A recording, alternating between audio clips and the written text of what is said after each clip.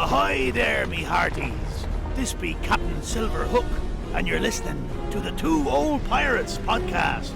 Set sail for an open sea of stories, tales, and some really crazy stuff. I expect you to like and subscribe, lest you be walking the plank.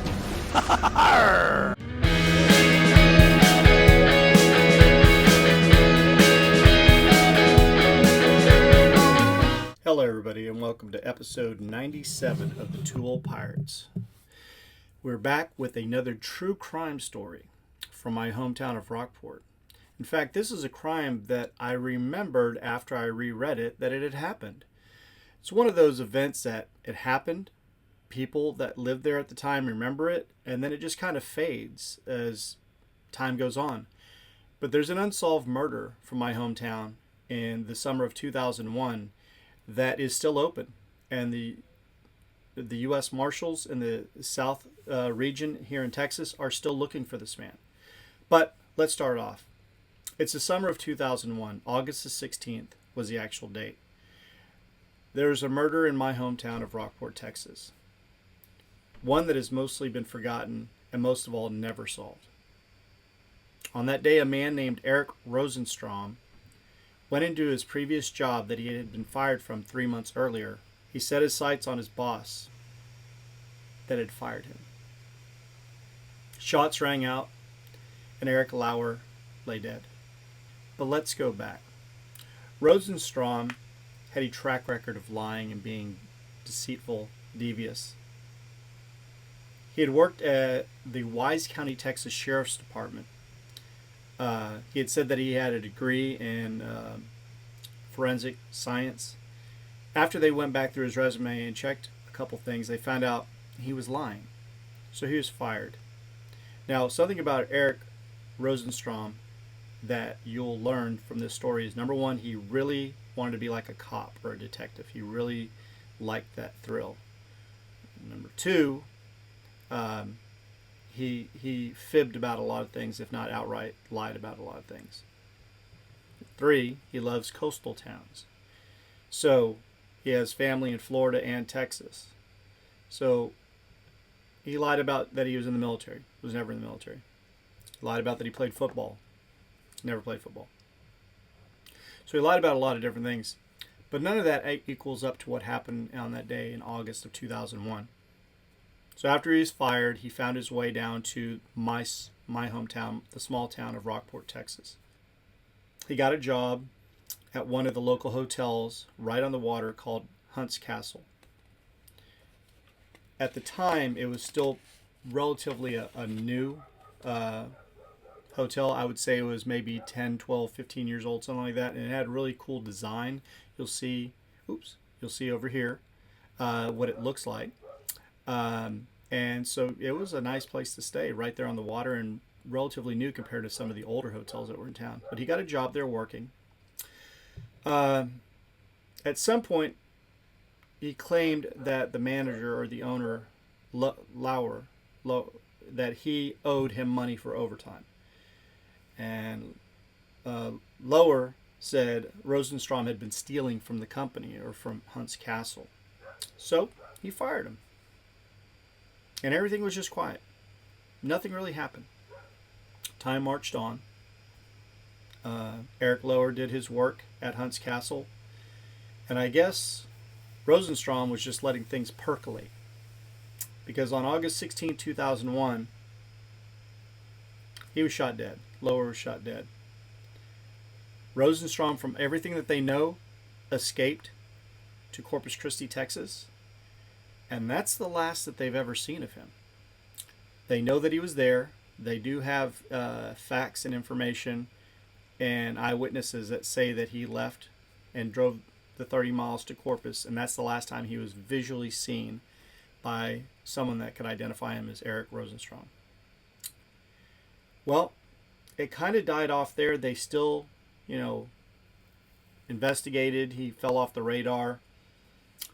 And he had not really been seen. And then if you remember this old TV show called America's Most Wanted, he was featured on that show 5 times between 2006 and 2008.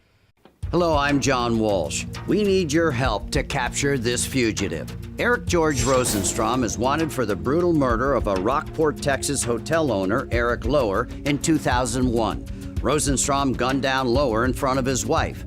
Rosenstrom is pretended to be a crime writer, a law enforcement officer, and an Army veteran. Call the U.S. Marshals at 1-800-336-0102 if you have any information about Eric Rosenstrom. So it wasn't like it was just a Rockport crime that people are like, well, it happened. Is he ever going to get caught? We're talking about 5 years down the road. It was actually put on national TV. And it wasn't just put on once, twice, 3 times, 4 times. It was put on 5 different times that they had, him as a main person with the crime, trying to catch this guy.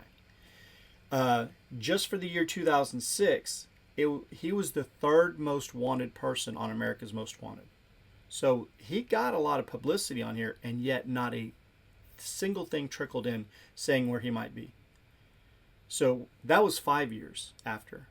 And then it was 6 years, and then it was 7 years. And after 2008, I don't believe it was on American Most Wanted very much anymore. But it was still an open case with the U.S. Marshals. And then the Southern District of the southern part of Texas, he was still there on their top 10 for many, many, many years. The last time that I saw anything about the U.S. Marshals dealing with Eric Rosenstrom was in 2018. And now it's just like cold. It's just sitting there.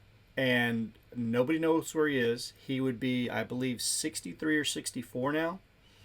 It's been 23 years.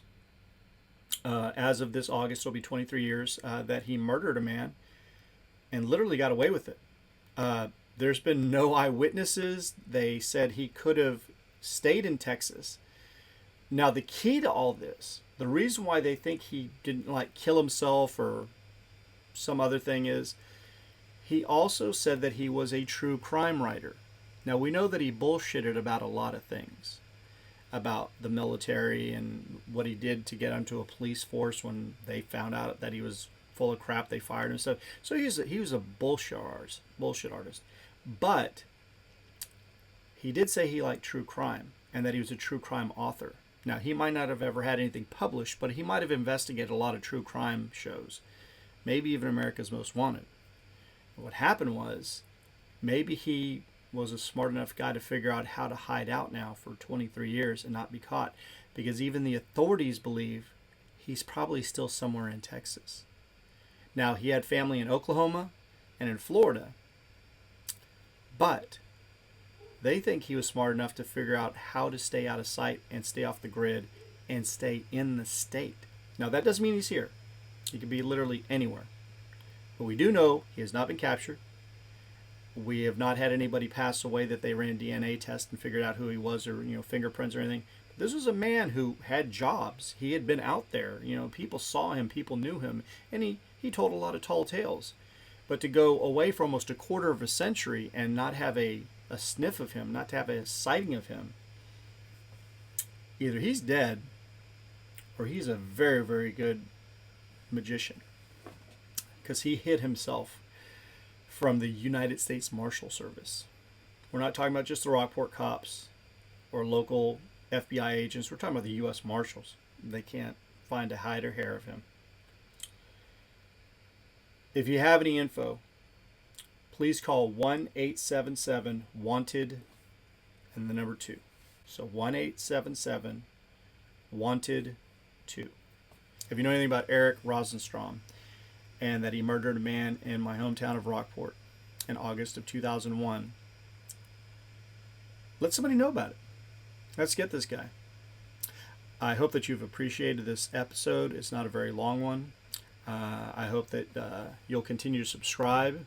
We've gone over 1,000 subscribers, which is pretty cool.